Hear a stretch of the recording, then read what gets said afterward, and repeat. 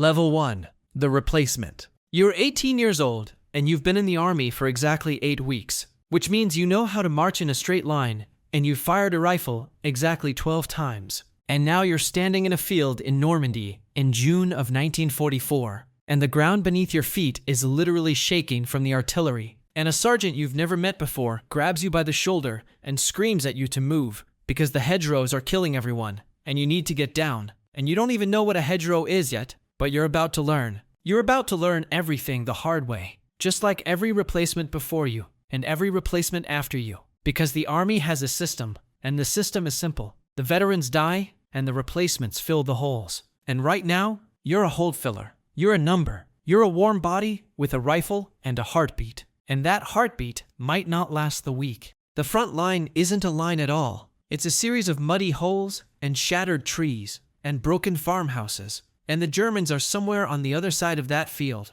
that's been hit by so much artillery, it looks like the surface of the moon. And you crawl into a hole that smells like the man who died in it yesterday because you can still see his blood in the dirt. And you try to eat a K-ration, cold canned meat, and a cracker that tastes like cardboard. And you can't swallow because your mouth is too dry from fear. That night you learn your first real lesson about combat, which is that you don't sleep. You just lie there with your eyes open, listening to the sounds, the crack of rifle fire, the thump of mortars, the screams of wounded men somewhere out in the dark, and you pray that none of those screams are yours. And in the morning, you stand to before dawn, gripping your rifle with frozen hands, staring into the mist waiting for the shapes to come. And when they don't come, you realize this is just the first day of a nightmare that might never end. And you think about home, about your mother, about the girl you left behind, and you wonder if you'll ever see any of it again. And somewhere deep down, you already know the answer. Level 2.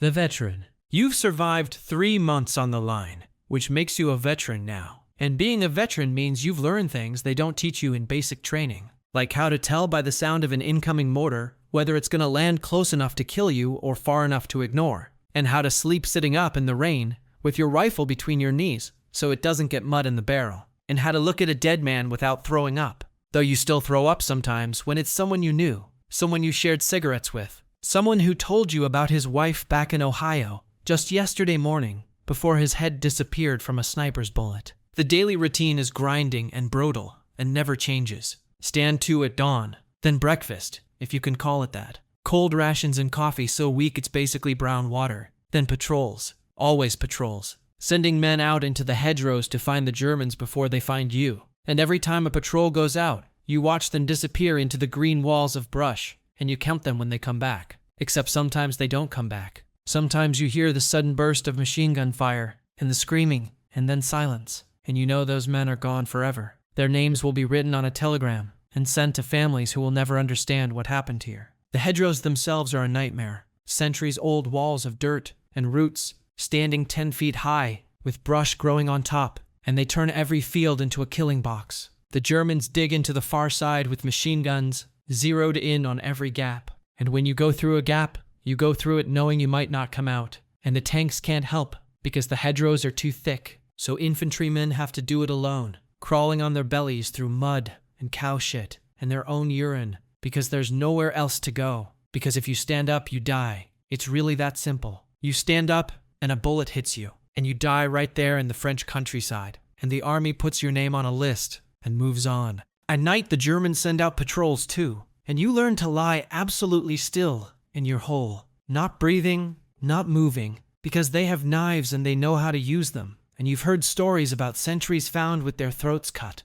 eyes still open, never knowing what hit them. And you grip your rifle tighter, and you stare into the dark. And morning always comes, but it brings more patrols, more mortars, and you wait for morning, more death. And you start to realize that surviving doesn't mean winning. It just means you haven't died yet. And there's no medal for that, no parade, no recognition. Just another day of mud and fear, and the constant screaming of artillery that never stops. That becomes the background music of your life, until you forget what silence even sounds like. Until you wonder if you'll ever hear silence again, or if your ears will ring forever, from the concussions of shells landing close enough to rattle your teeth, and make your brain feel like jelly inside your skull. Level 3. The Specialist. You're now a machine gunner, because you showed some aptitude with the weapon, and the other guy got his face shot off. So you carry the .30 caliber, the Browning, 42 pounds of steel and wood that gets heavier every mile you walk, and your hands are permanently blistered from the barrel changes,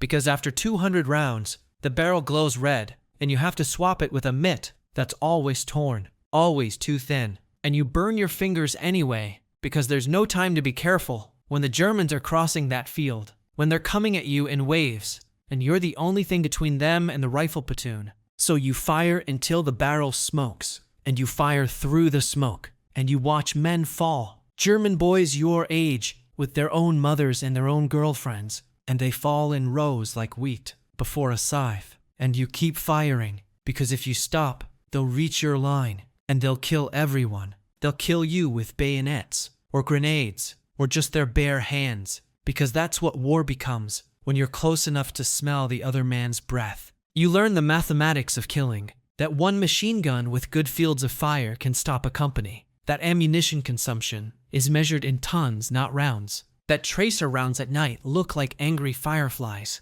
but they also show the Germans exactly where you're sitting, so you move after every burst. You pick up the burning hot weapon, and you drag it 10 feet left, and you set up again, and you fire again, and you move again, all night long, until your shoulders scream and your ears bleed from the noise, and you can't remember what your mother's voice sounds like, because all you hear is the chug, chug, chug of the Brownie, eating belts, belt after belt after belt. The experiments come from both sides. The Germans test new weapons on you. The new MG42 that sounds like tearing cloth and fires so fast you can't tell where one round ends and the next begins. And your own army tests you, sends you into places where they know the Germans are waiting, just to see if you can take it, if you can hold, if you can die for a piece of ground that nobody will remember in 100 years. And you do it because there's no choice. Because if you run, they'll shoot you for desertion. Because if you hide, they'll find you and court-martial you, and you'll die anyway. So you stay at the gun, and you fire, and you watch the tracers arc into the dark, and you wonder if this is what your life was always meant to be, a series of moments between bursts of machine gun fire. A body that exists only to serve a weapon that exists only to kill. And at night, when it's quiet, you clean the gun, and you talk to it like a pet, like a lover, because it's the only thing keeping you alive, and you need it to love you back. You need it to work when the Germans come again tomorrow, and they will come again tomorrow. They always come again tomorrow, and you'll be there waiting with your burned hands and your ringing ears and your 42 pounds of steel salvation.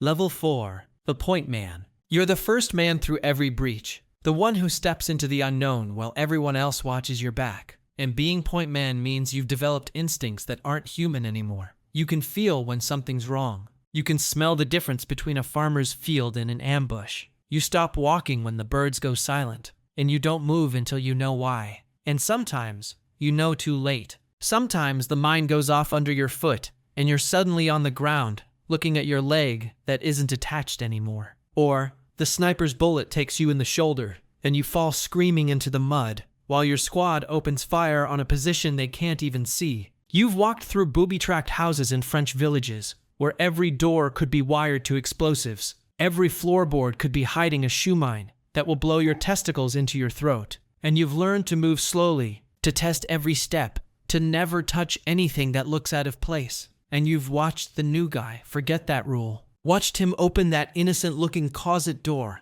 and disappear in a red mist that painted the walls and ceiling and left pieces of him hanging from the light fixture. The Germans experiment with their booby traps. They get creative. They put explosives inside dead comrades, so when you try to move the body for burial, you die with them. They wire grenades to picture frames and door handles and children's toys. They turn the entire French countryside into a murder puzzle. And you're the one who has to solve it with your life as the only prize. And every time you step forward into a new room, a new field, a new tree line, you know this could be the one. This could be the step that ends everything. But you keep walking because somebody has to. Because if nobody goes first, then nobody goes at all. And the war just sits there, waiting for someone brave enough or stupid enough to move. Level 5, the Winter Soldier. You're in the Ardennes forest in December 1944, and the Germans are counterattacking, and it's the coldest winter in 50 years.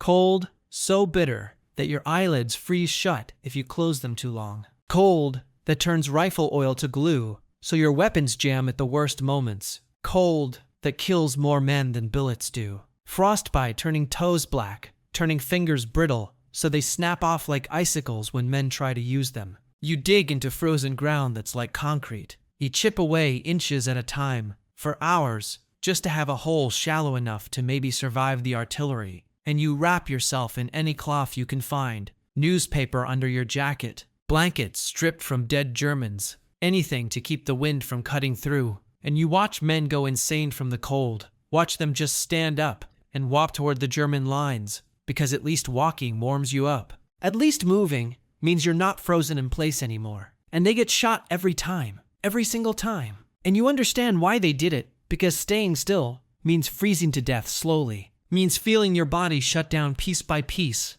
while you're still conscious, means knowing you'll die here in this frozen forest, and nobody will find your body until spring. The Germans experiment with new tactics here. They send English-speaking commandos in American uniforms behind your lines. They change road signs. They give wrong directions. They create chaos and confusion, and you start shooting at your own trucks because you don't know who's real anymore. And the paranoia is worse than the cold, worse than the hunger, because at least cold and hunger are honest. At least you know what's killing you. But this doubt, this uncertainty about every face you see, every uniform you pass, that eats something inside you that never grows back. Level 6. The Survivor War ends. You go home. You don't feel home. Hands empty without a rifle. Cars backfire, and you hit the ground. People stare. You're the crazy veteran now. Nightmares every night. German faces. American faces. Children blown apart. Wake up screaming. Reach for rifle that's gone. Reach for men who are buried. They give you a medal. You feel like a murderer.